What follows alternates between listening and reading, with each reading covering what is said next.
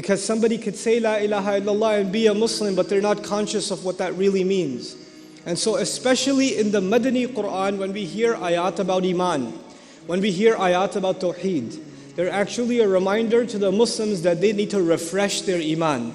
They need to go back to those basics. That I need to hear La ilaha illallah as though I've never heard it before. I have to start over again. And this is one of the beautiful things in our faith is this tajdeedul iman, the revival of iman.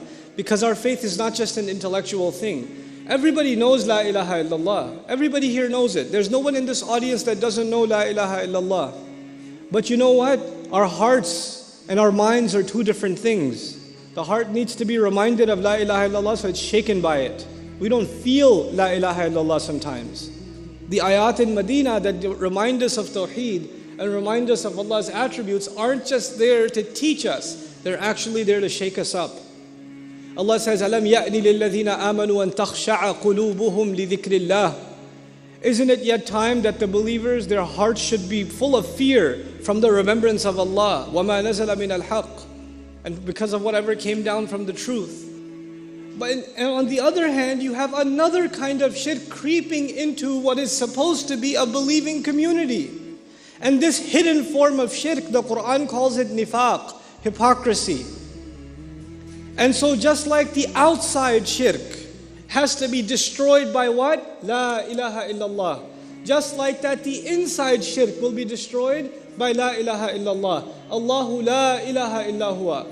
Al-Hayyul Qayyum, the living, the source of all life, the maintainer of all things, and the source of all things that stand, all things that exist. When somebody internalizes that, you know what they realize? No matter how much I think I have accomplished, none of that was me. None of that was me. All of that was Allah. I have no credit. I take no credit. That is entirely given by Allah Azza wa Jal. There are so many more people that are more qualified than I am, that are more intelligent than I am, that are better spoken than I am, that Allah will not give opportunity to, and there are so many more that are much less qualified than I am, and Allah will give them way more opportunities than me, because He's the source. When you realize He's Al-Hayy, then you realize that your life isn't actually yours.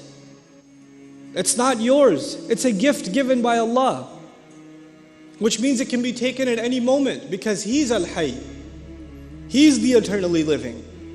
He's the one maintaining that life. Al-Qayyum. And if He's the one maintaining it, لَا تَأْخُذُهُ سِنَةٌ وَلَا نَوْمٌ. Anyone else, any other living thing needs sleep, needs rest, needs downtime. Sleep doesn't get a hold of him. No slumber or sleep. He doesn't get drowsy. He doesn't get sleepy.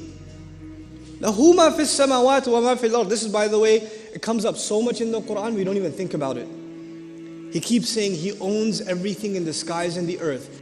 Who thinks when they go into their car, this is not my car? Who thinks when they go into their closet and they're putting their clothes on, these aren't my clothes? It's given to me. Who looks at their hand and doesn't think this is my hand? It's not my hand, it's a gift that I didn't pay for. I didn't pay for it. He owns everything in the skies and the earth. Thinking about that will change the way you live. Just thinking about لَهُ مَا فِي السَّمَاوَاتِ وَمَا فِي الْأَرْضِ. And when you realize He owns everything, He's in complete charge of everything.